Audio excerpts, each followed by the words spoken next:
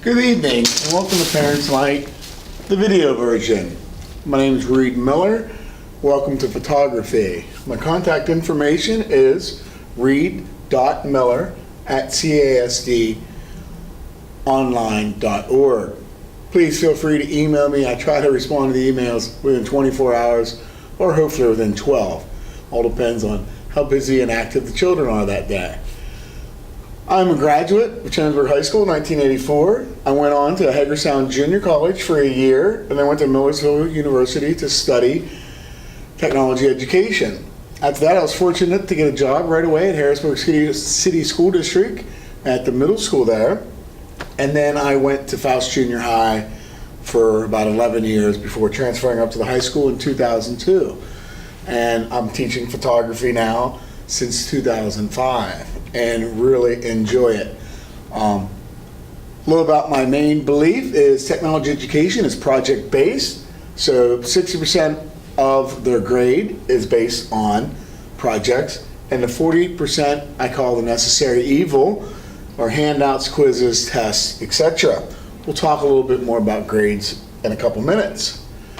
One thing I want to talk about is Google Classroom, and Google Classroom is absolutely amazing. It allows us to put our assignments online so the kids can access them 24/7. They can access them riding a bus home, they can access them at home after midnight, after work, early in the morning. Every kid is wired differently. So they can review, they can do their work when they're absent, and each class has their own Google Classroom. And I'll show that a little bit better. If they open it up and they click it to it, the stream version will tell them what all has been posted and the assignments that are there. But then if they click to the classwork button, then they'll see more detailed, okay? And if we take photographic composition then and click that open, you can see when the due date is, all of the teaching aids, okay, all of the handouts then are underneath. Some of them have videos that I made, some of them videos that I have put online or I've got off of YouTube. So that's Google Classroom, and it has been one of the most exciting things that's happened in 30 years I've been in education. I even put tests on it, the 9 weeks tests, the final exam, quizzes. My belief is not every kid learns at the same pace, so why do we test all at the same time? This way I post the test up and I tell the students, hey, you can take it anytime during this week. Whenever you have an opportunity to study, when you're maybe in a good, having a good day, a good vibe, that's the time to take the test. Some other projects we do is a photogram. We did this probably the second week of school. It's drawing with light at its best, okay? And it also gets them to use the darkroom and the enlarger and the developing process. Basically, we just take a piece of light-sensitive paper, place it down in an easel, place some objects on top, turn the enlarger on for 10 minutes, which is like a light bulb, 10 seconds, excuse me, and then we go ahead and develop this, and that's what we have. Where something was is white, where nothing was is black. Then we get into a pinhole camera. Students make their own little pinhole camera. If you haven't heard about it, ask them to bring it home. They all made one, and it takes a picture. First it does a negative, then we turn it into a positive. And yes, these pictures were taken with a little cardboard box that the students made. Along the way, we do an MVP photo. It's a way to get the students writing. I try to trick them into writing, and this assignment is based on to get them to think how important photographs are. If they would lose their phone, which one wish they would have downloaded, and also get some thinking about downloading and backing up. We also get in the meat and the potatoes of the course, or what I call, the body of the course, which is photographic composition. And there are things, fill the frame, the eye level, whether it's worm's eye, bird's eye, horizontally formatted. Those are quite the basics. Well, then we get into rule of thirds. We get into movement, diagonal lines, repetitive lines, all of these things that make a photograph better. They improve the photograph. We start off then with the digital cameras, the Fun with Frames assignment. I truly believe we got to try to make learning fun. We get into Photoshop, And these are some of the examples. We just have them draw a self-portrait. We get into a little bit of cropping, converting it to black and white shapes.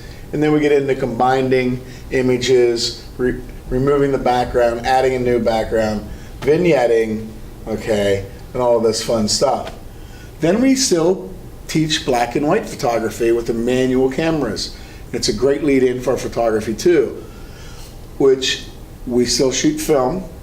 We make a contact print and we make test strips and enlargements. This is, as you can see, is a group of 4. They each make their own, but they work together to help master the technique. Then they get an individual, which they produce 6 enlargements themselves. We also get into a little bit of fun with the darkroom, and we have special effects. We'll put a screen over it, okay, to make it look like texture on it, look more like artwork. We'll actually do vignetting the old school way in the darkroom. We also every year have a photo contest. Each student puts a photograph in the contest. We vote for other classes, vote on their photos to find the winner or the couple winners in each group. And then we put them all back together and we vote on the spring or the fall, whichever they might fall in. And then the winner not only gets the poster, but we also hang one up in the school. Other assignments, chapter handouts, current events, YouTube, American photography video.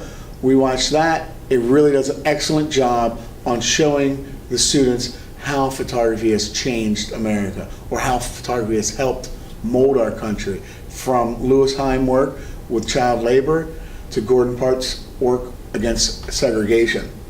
And we do a compare and contrast term paper as well. The kids have to get better at writing, and the only way to do it is practice.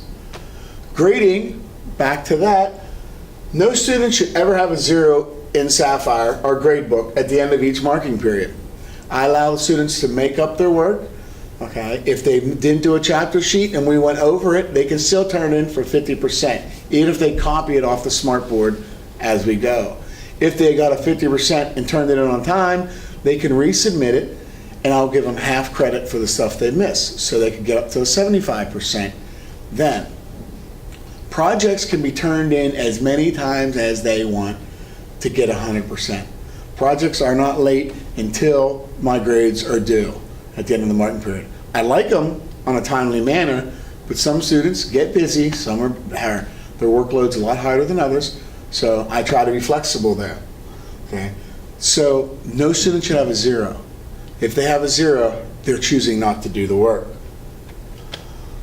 Feel free to contact me with any questions, concerns. There again is my email, reed.miller@casdonline. I want to thank you for taking the time and opening this link up. I realize a lot of parents are busy or have multiple kids like myself, so that's why I thought I'd try this for Parents' Night for those of you that couldn't make it. Thank you for tuning in, and hopefully I'll see you some other time. If not, feel free to contact me. Thanks again. Enjoy your students.